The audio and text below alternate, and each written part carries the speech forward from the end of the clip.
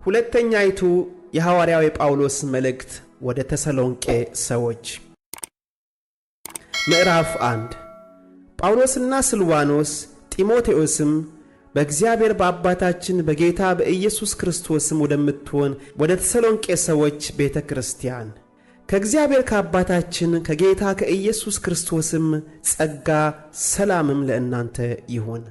ወንድሞች ሆይ እምነታችሁ እጅግ ስለሚያድግ የሁላችሁም የእያንዳንዳችሁ ፍቅር እርስ በርሳችሁ ስለሚበዛ ሁልጊዜ ስለ እናንተ እግዚአብሔርን እንደሚገባ ልናመሰግን ግድ አለብን።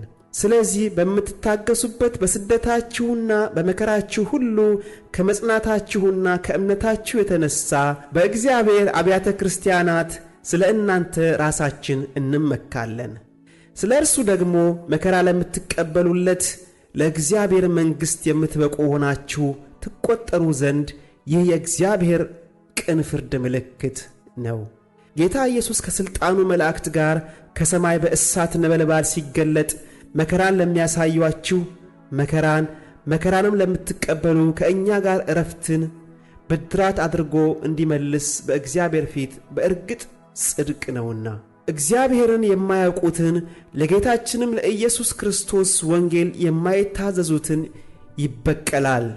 በዚያም ቀን በቅዱሳኑ ሊከብር ምስክርነታችንንም አምናችኋልና በሚያምኑት ሁሉ ዘንድ ሊገረም ሲመጣ ከጌታ ፊት ከኃይሉም ክብር ርቀው በዘላለም ጥፋት ይቀጣሉ።